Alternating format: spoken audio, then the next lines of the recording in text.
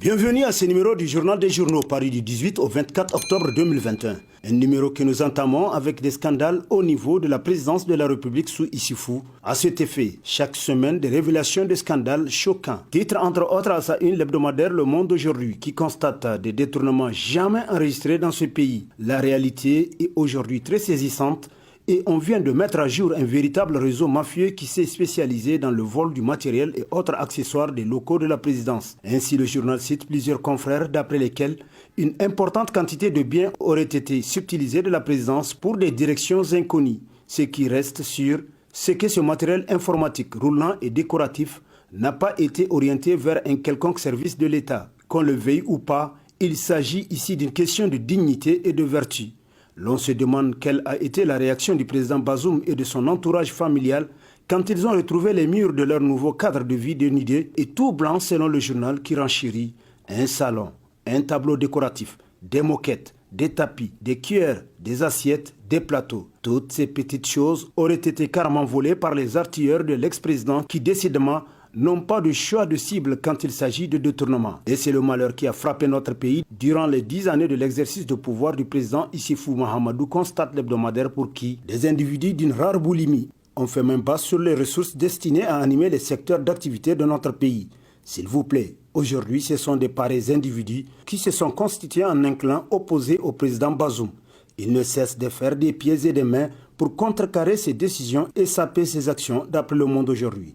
Lutte contre la corruption, un ministre Dalton est parti avec tout le parc auto du ministère, titre dans ses colonnes l'hebdomadaire Le Courrier, qui nous apprend qu'un ancien ministre a de quoi se faire du souci pour sa liberté dans les prochaines semaines. Avant de partir, certainement persuadé qu'il ne serait pas retenu par Bazoum Mohamed, l'indélicat a procédé à la vente aux enchères, une vente aux enchères jamais publiée, de tous les véhicules sur lesquels il a décidé de mettre le grappin. C'est ainsi qu'il a mis en vente et acheté 15 véhicules, dont 14 véhicules 4x4 et un bus de transport, dégarnissant ainsi le parc automobile et mettant de facto en chômage technique les chauffeurs du dit ministère, nous apprend Le Courrier qui renchérit. Le ministre partant a pris pour lui le bus de transport et tous les 14 véhicules 4x4 qu'il s'est offert en raison d'une somme modique variant entre 300 000 francs CFA et 400 000 francs CFA pour les plus chers. Enseignement supérieur, complot politique contre le ministre, se demande dans sa rubrique Nation l'hebdomadaire Le Courrier, pour qui depuis le lancement de l'année académique 2021-2022, une levée de boucliers est constatée dans le secteur de l'enseignement supérieur.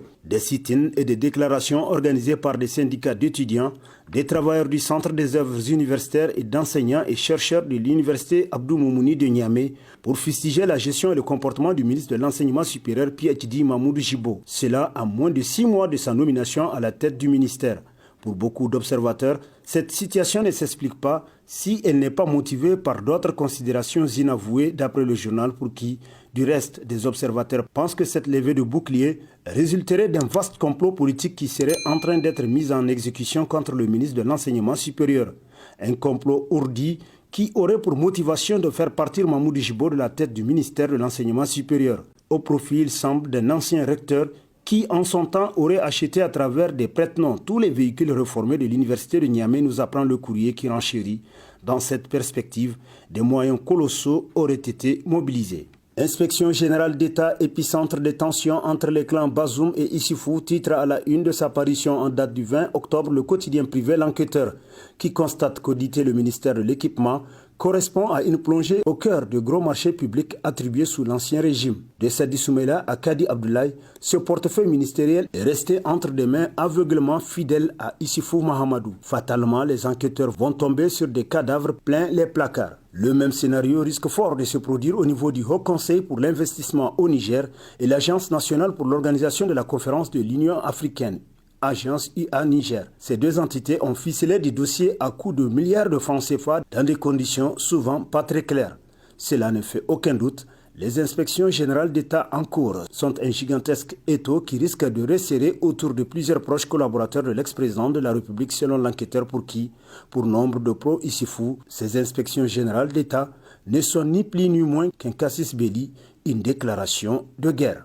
Amère vérité, le Niger est certainement à la croisée des chemins. Si Bazoum réussit, c'est le Niger qui gagne. En revanche, s'il perd, c'est la corruption et ses adeptes et partisans qui gagnent. Titre dans sa rubrique Nation, l'hebdomadaire satirique Le Canard en furie.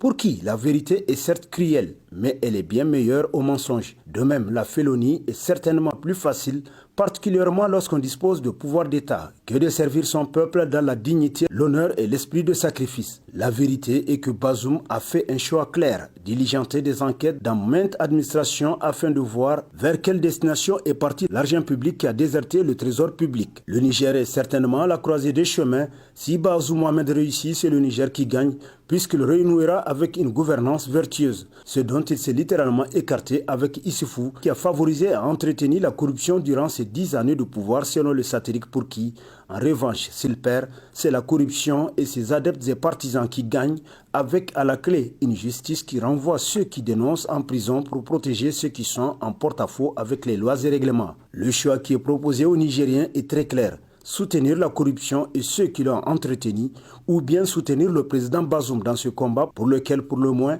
les Nigériens doivent lui accorder le bénéfice du doute. Ce soutien doit être constant et perceptible jusqu'à ce qu'il donne la preuve qu'il amuse plutôt la galerie. Dans ce combat, Bazoum Mohamed sait qu'il ne dispose pas de tout le temps et qu'il a fait aujourd'hui assez de route pour s'arrêter à mi-chemin ou faire marche arrière. Il doit d'ailleurs hâter ses pas pour avancer au plus vite, faute de quoi il va se planter comme un cardiaque, conclut le Canard en furie. Coalition des partis politiques CAP 2021, ACC, FRC, la coalition pour l'alternance politique en 2021, CAP 2021, se déchire, titre dans sa rubrique politique l'hebdomadaire Nia Info, pour que la coalition des partis politiques qui a soutenu le candidat malheureux Mahaman Ousmane au second tour de l'élection présidentielle se déchire. Elle périclite, elle collapse et s'effondre sous le poids de contradictions internes insurmontables.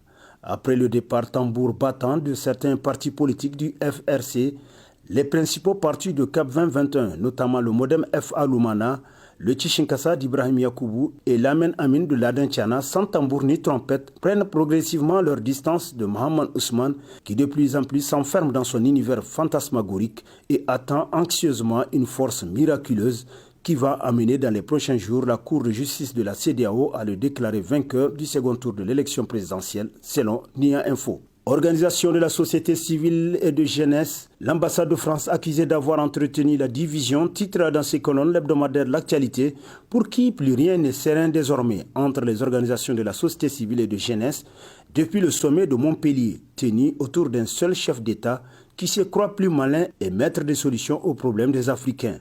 Le choix des participants ainsi que le canal et le mode de leur désignation pour représenter tout un peuple pourtant bien régi par des lois et règlements sont les maîtres mots de cette division des organisations de la société civile et de jeunesse entretenues sciemment par la représentation française au Niger selon le journal qui poursuit. Quand on sait que la représentation diplomatique française ne connaît pas mieux que les citoyens les organisations de la société civile et de jeunesse les plus crédibles et représentatives, c'est tout à fait normal que des observateurs de la paix et de la quiétude sociale tournent le dos à ces pratiques peu orthodoxes et de notre âge qui mettent à mal l'unité nationale, notre bien commun, d'après l'actualité. C'est que je pense l'insécurité est une responsabilité collective, titre dans sa rubrique Contribution, l'hebdomadaire Le Nouveau Républicain, pour qui nos forces de défense et de sécurité se battent également de jour comme de nuit en mettant hors état de nuire ces djihadistes, mais en se sacrifiant sans réserve partout dans nos pays. Et que dire de notre jeunesse qui décroche des diplômes sans obtenir un emploi? Nous devons nous réveiller pour donner un sens à notre belle et dynamique jeunesse qui rêve d'une vie meilleure et équilibrée. L'auteur de la contribution, Dr Abdoulaye Hassan Diallo, dit constater tout de même que malgré tous les problèmes et difficultés, il y a des jeunes qui ont pris le risque de se lancer dans le combat. Nous pouvons citer ceux qui ont créé des médias comme Business Challenge, RTT, Labari, Canal 3, Dunia, Tambara et des cybercafés, Niger 24, etc. et ceux qui ont implanté des écoles de sécurité et des sociétés de sécurité ici dans des pays de la sous-région. Bref, pour contribuer au développement de notre pays, le Niger. Enfin, tous ces jeunes qui triment pour gagner leur pain. L'auteur de la contribution trouve qu'ils honorent leur pays en y apportant leur contribution.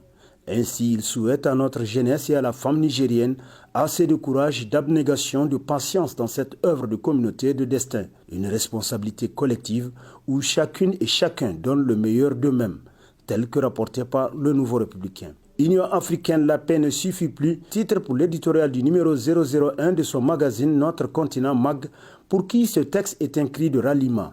Le temps de la défensive est passé. pour ceux qui croient à une civilisation future, aux vertus de la liberté, au bénéfice de la coopération et de l'échange. Il est temps de montrer leur audace et leur volonté.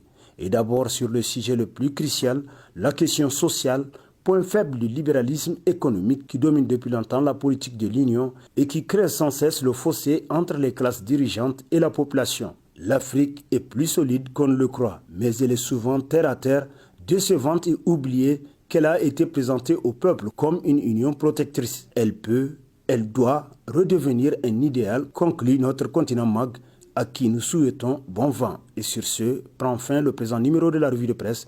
Prochain rendez-vous, plaise à Dieu dans une semaine avec toujours la même passion de vous servir. Bonne lecture et au revoir.